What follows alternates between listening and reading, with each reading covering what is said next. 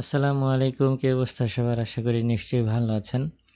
তো আজকে আমরা দেখতে পাচ্ছি যে জবলেস ক্লেমসের কিছু নিউজ রয়েছে এবং পাশাপাশি আমরা যদি মার্কেটের দিকে লক্ষ্য করি তাহলে দেখব যে গতকালকের পর থেকে মার্কেটটা এই জায়গাটাতে একটু স্লো হয়ে গেছে। এখানে যদি আপনারা লক্ষ্য করেন, এই যে মার্কটা আমি দিয়ে রেখেছি এটা কিন্তু লাস্ট যে আমি অ্যানালাইসিস শেয়ার করেছিলাম, এটা কিন্তু একটা উইকলি স্ট্রং রেসিস্ট্যান্স পয়েন্ট এবং মার্কেট এখানে এসে কিন্তু এই পয়েন্টটা ভাঙতে পারেনি। এখানে এসে প্রায় ভাঙার চেষ্টা করে প্রাইসটা রিজেকশন দিয়ে কিন্তু আবারও নিচে চলে আসছিল। তো সব কিছু মিলিয়ে আজকে আমরা বোঝার চেষ্টা করব যে আজকের দিনে আমাদের মার্কেটে বিশেষ করে ইউরুএসডি পেয়ারে ট্রেডিং প্ল্যানটা কেমন হওয়া উচিত। তো চলুন কথা না বাড়িয়ে মূল টপিকের উপরে আলোচনা করি।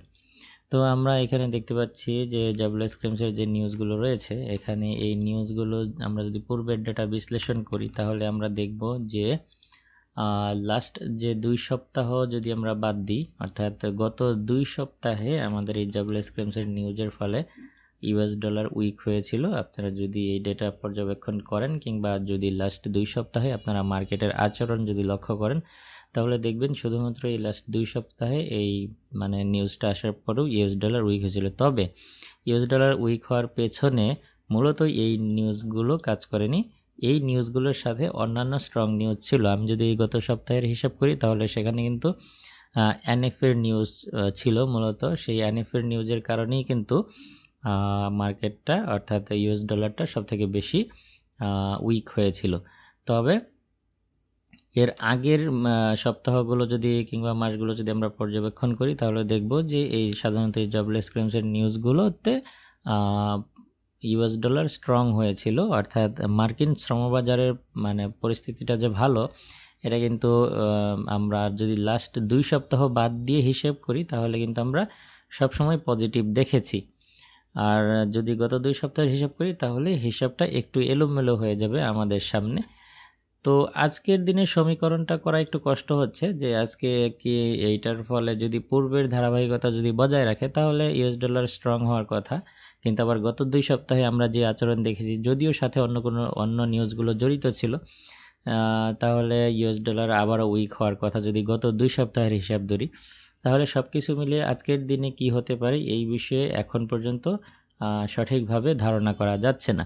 তাই আজকের নিউজটা গুরুত্বপূর্ণ। আপনারা আজকের এই নিউজ টাইমে আমি পরামর্শ দেব যে নিউজ টাইমের আগে ট্রেড করার চেষ্টা করবেন এবং নিউজের ইম্প্যাক্ট দেখে দেন মার্কেটের রিয়াকশন দেখে সিদ্ধান্ত নেবেন যে ওই টাইমে কিংবা পরবর্তী ট্রেডিং লক্ষ্যমাত্রা আমাদের কেমন হওয়া উচিত। ওকে, অর্থাৎ নিউজ টাইমের আগে মার্কেট থেকে বের হবেন এবং নিউজ টাইমে নিউজের ইম্প্যাক্ট দেখে অ্যাকচুয়াল রেজাল্ট দেখে তারপরে মার্কেট কী ধরনের রিয়াক্ট করতেছে তার উপর ভিত্তি করে ট্রেডিং প্ল্যান সেট করবেন। এইটা হচ্ছে আমার পরামর্শ। আজকে নিউজের বিষয়ে এর থেকে বেশি তথ্য আমার কাছে নেই। তো যাই হোক, এখন আমরা আসি চার্টে, যে চার্টে আমরা আসলে এই মুহূর্তে আমাদের প্যাটার্নটার অবস্থা কি। আমরা যদি ছোট্ট করে মার্কেটটা যে গত 10-12 ঘন্টা ধরে যেই জায়গাটাকে রিয়েক্ট করতেছে আমরা যদি এইভাবে ধরি তাহলে এখানে একটা ছোট্ট একটা ট্রেন্ড লাইনের মতো আমরা দেখতে পাবো এবং আমরা যদি এই দিকটা থেকে যদি এই লাস্ট সুইং পয়েন্টটা ধরি তাহলে এখানে আমরা একটা ট্রায়াঙ্গেল প্যাটার্নের মতো দেখতে পাচ্ছি এবং আপনারা যদি খেয়াল করেন তাহলে প্রাইসটা এখানে এসে খুব সুন্দরভাবে কিন্তু প্রাইসটা এখানে ক্রমশই স্লো হয়ে যাচ্ছে। এখন মূলত আমি যদি বলি তাহলে আজকে মার্কেট আসলে ওই ফান্ডামেন্টাল ডেটাগুলোর জন্যই অপেক্ষা করতেছে, স্পেশালি ট্রেডাররাও তাই। তাহলে আপনারা এখানে এই কারণেই দেখতে পাচ্ছেন যে মার্কেট কিন্তু অনেকটা স্লো মুভ করতেছে এই জায়গাটায়। তো এইখান থেকে আপাতত শর্ট টার্মের জন্য নিউজ টাইমের আগে যদি আপনাদের সাথে ট্রেডিং প্ল্যান যদি আমি শেয়ার করতে যাই তাহলে আমি বলবো যদি এই ট্রায়াঙ্গেল প্যাটার্নটা ব্রেকআউট করে দিয়ে উপরের দিকে চলে যায় তাহলে এখান থেকে আপনারা বাই করতে পারেন, যার টার্গেট হতে পারে এই পর্যন্ত এবং স্টপ লসগুলি এর নিচে সেট করতে পারেন। যদি এই ট্রায়াঙ্গেল এই ছোট্ট যে ট্রায়াঙ্গেল প্যাটার্নটা ক্রিয়েট করছে এটা ভেঙে যদি উপরে চলে যায়, এটা হচ্ছে শর্ট টার্মের জন্য প্রফিট টার্গেট খুবই কম হবে, সেটা হবে 10-20 পিপস, অর্থাৎ এটা স্ক্যালপার বা স্ক্যালপিং ট্রেড টাইপের হয়ে যায়। এটা সুইং ট্রেডের পর্যায়ে পড়ে না। বর্তমানে মার্কেটটা আসলে ওই পজিশনও নেই, ভালো একটা ট্রেড সেটআপ এখন কিন্তু মার্কেটে আমরা পাচ্ছি না। আর এইটা হচ্ছে weekly strong resistance point. Market কিন্তু এখন এই পয়েন্টটার ভেতরেই ঘুরপাক খাচ্ছে। অ্যাকচুয়ালি এইখানে আসলে ট্রেড নাই, যদি আপনি প্রফেশনাল ওয়েতে এখানে ট্রেড সেটআপ খোঁজেন তাহলে আমার দৃষ্টিভঙ্গি থেকে আমি বলতে চাচ্ছি যে এখানে আসলে ওইভাবে ট্রেড সেটআপ নাই। তারপরেও যদি আপনারা ট্রেড করতে যান তাহলে আমি পরামর্শ দিব যে এই ট্রায়াঙ্গেল প্যাটার্ন ব্রেক করে দিয়ে যদি মার্কেট উপরে চলে যায় দেন এখান থেকে বাই করতে পারেন।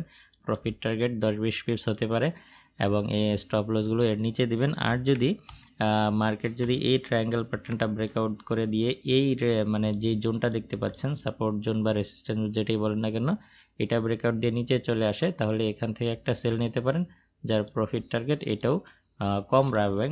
এইটার প্রফিট টার্গেটটা স্পেশালি এই এরিয়াতে রাখতে পারেন। আমি যদি আপনাদেরকে এইখানে প্রাইসগুলো নোট করি তাহলে আপনারা দেখবেন যে প্রাইসগুলো হবে এইরকম,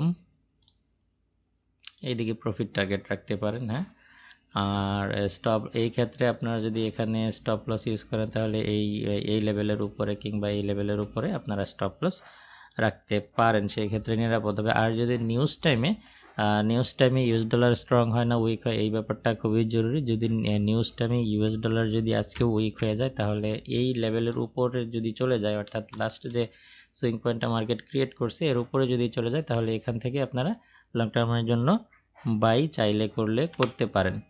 আর যদি নিউজ টাইমে ইউএস ডলার যদি স্ট্রং হয় তাহলে ওই বরাবরের মতো হিসেবটা এরকমই আসবে। যদি এই লেভেলের নিচে চলে আসে তাহলেও আপনারা